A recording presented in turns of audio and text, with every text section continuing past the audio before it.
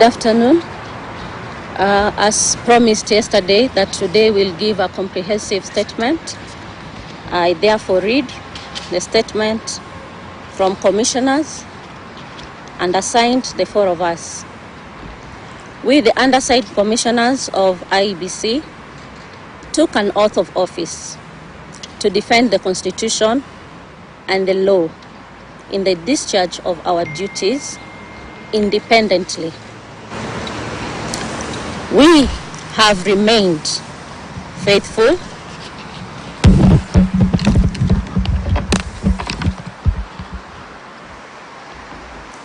I begin.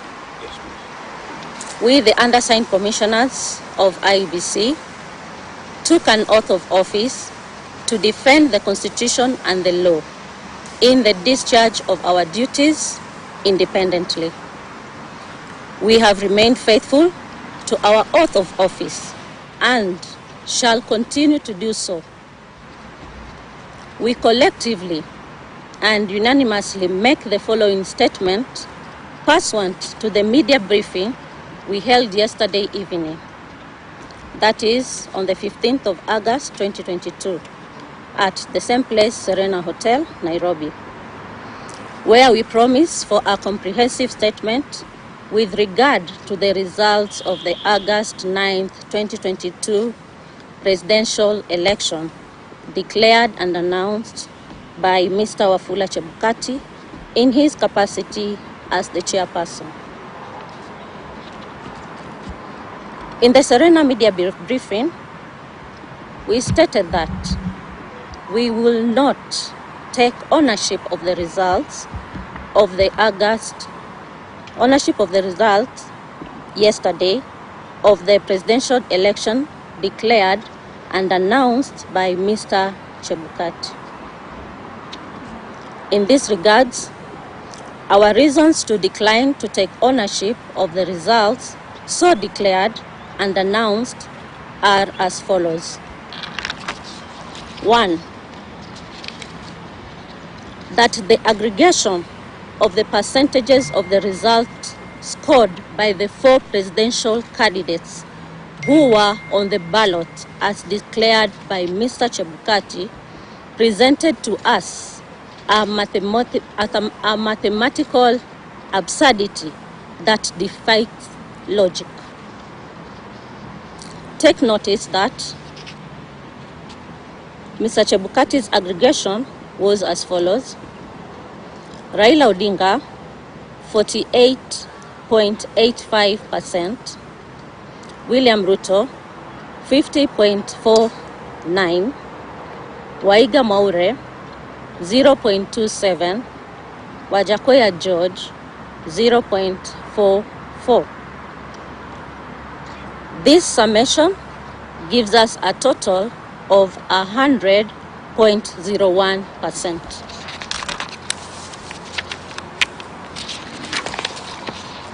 The 0.01% translates to approximately 142,000 votes, which will make a significant difference in the final results.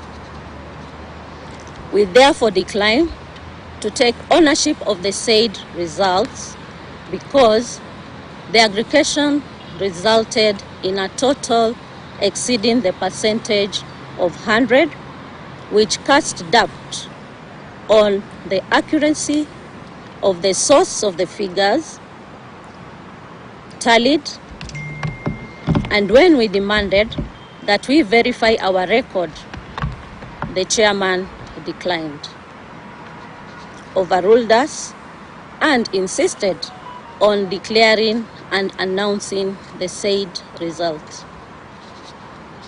That, number 2, contrary to the Constitution and legislation, the results declared and announced did not indicate the total number of registered voters, the total number of votes cast, or the number of rejected votes, if any. In this regard, the results announced by Mr. Chebukati lacked a critical ingredient, namely the total number of valid votes cast to support the percentages scored by the 4 candidates. Unless demonstrated otherwise, we all know that the percentage is essentially a fraction of a whole number. Hence, if, for example, the 7.17 million valid votes cast in favor of the winning candidate, as declared and announced by Mr. Chebukati, translates to 50.49%, then it was 50.49 of what? Further, take notice that Mr. Chebukati claimed that Raila Odinga attained 25% of votes in 34 counties, while William Ruto attained 25% in 39 counties. The question is, which figures in the 34 and 39 counties respectively constituted the independent variable to warrant the conclusion of 25% in 34 counties and 25% in the 39 counties for Raila and Ruto respectively?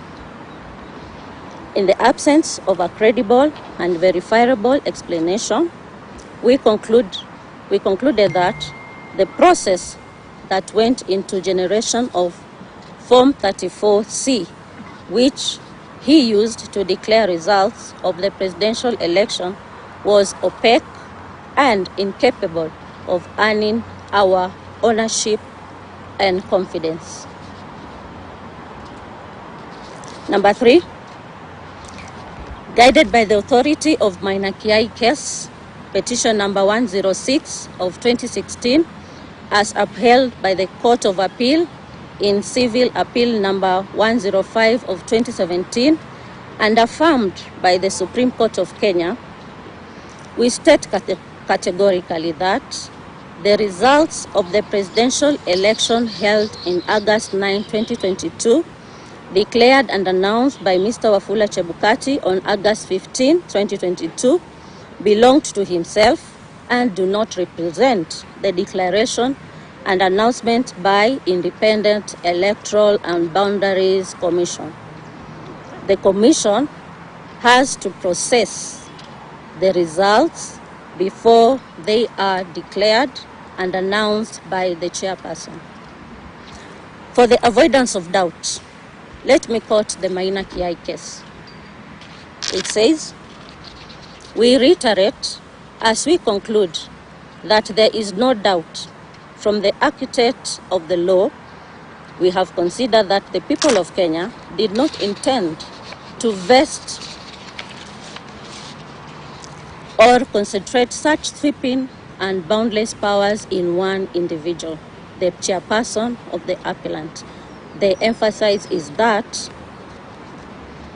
the Commission's chairperson has conducted the election as though he is the National Returning Officer, a non-existent role, and his role in declaring results that were not approved by plenary by all 7 commissioners renders the results unconstitutional to the extent that this is his own results as opposed to those of IEBC.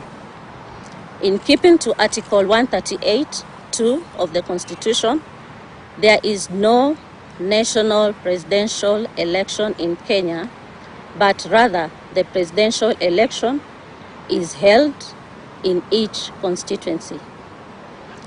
Point number 4, that in contrary to the Constitution and legislation, by the time the chairman declared and announced the final results from certain constituencies had not been announced.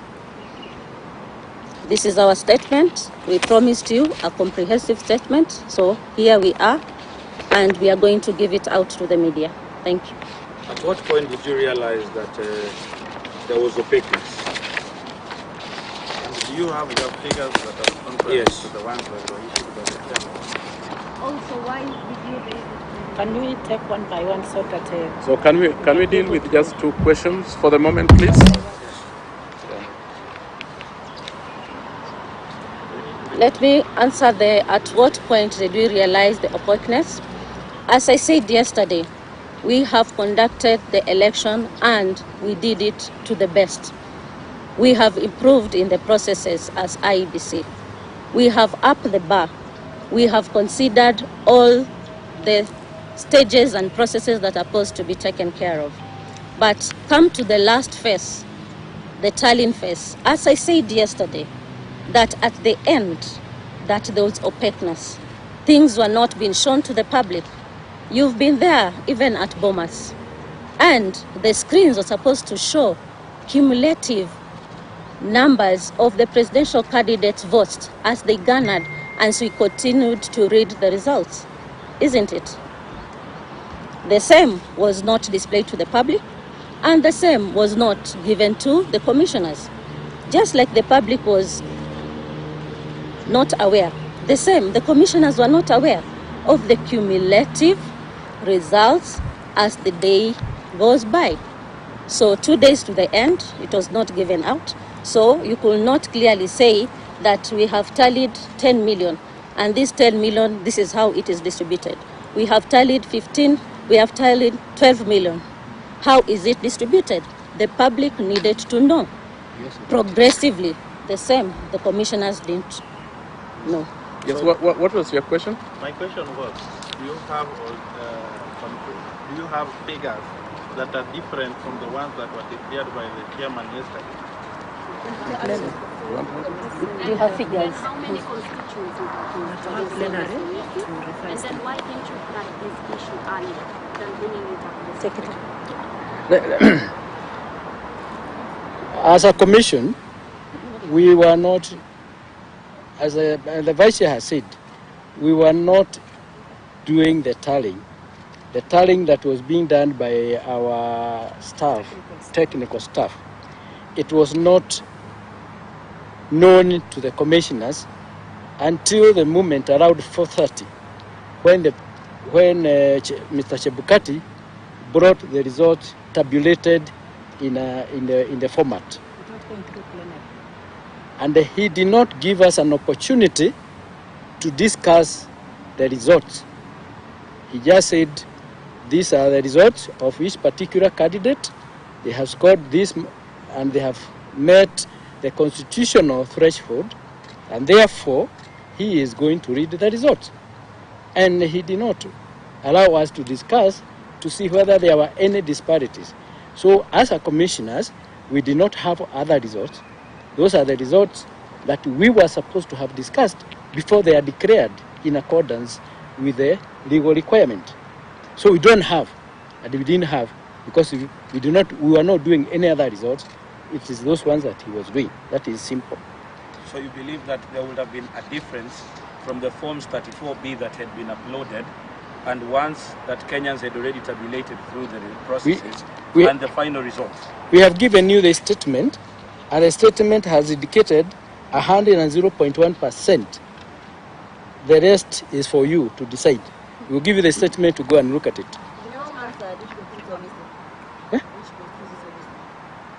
We do not know the actual numbers, but even if you looked at the screen,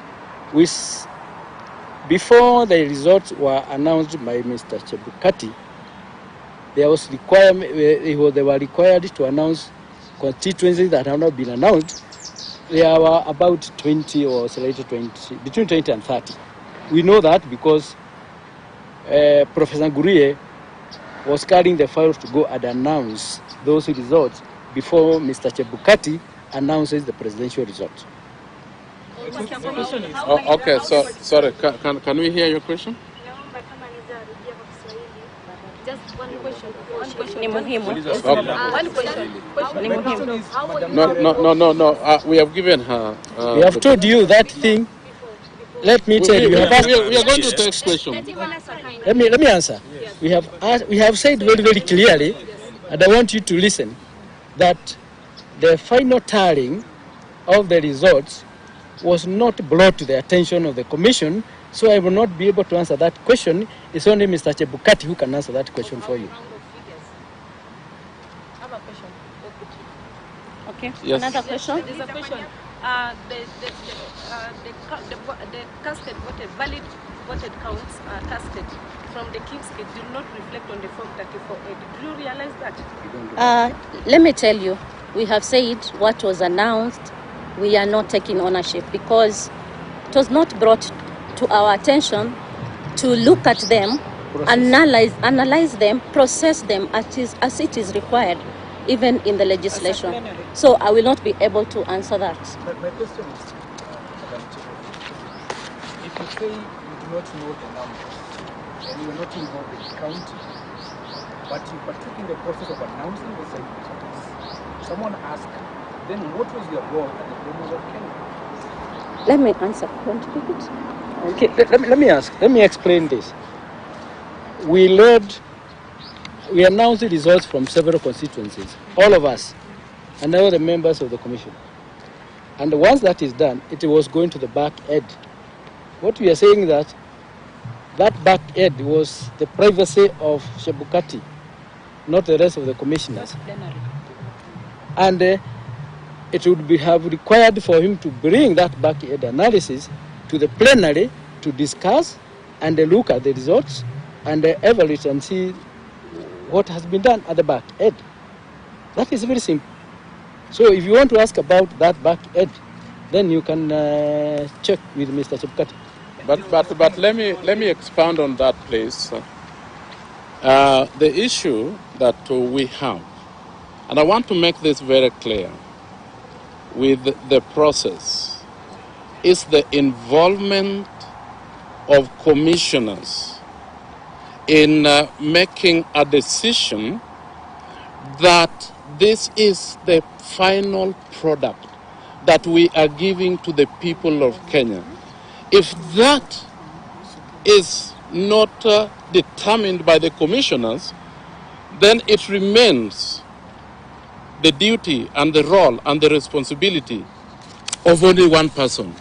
And that is the issue that we had in the boardroom, where these are the final results. That's what he told us. And then we asked, how about some of the issues that the political parties had raised? And he said that, I will deal with that. And he never dealt with that. These issues that political parties were raising from the floor of the tallying center were important and needed not to have been disregarded. Now, these are the issues that we were answering. Where then did those issues go in the context of the final tally of the result that you are going to mention? This is our problem. Well, Yes. The last question. Now that. and also, as you answer that, Okay. doesn't the mandate to declare the presidential election rest with the chairperson of the committee, of the commission? Yes. Just like he did. Yes, the mandation to declare.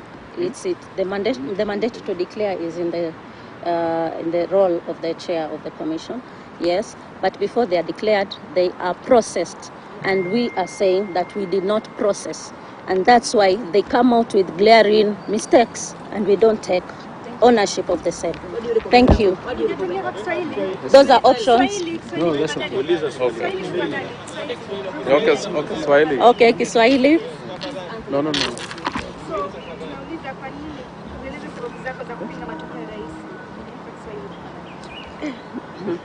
Si nikupatie.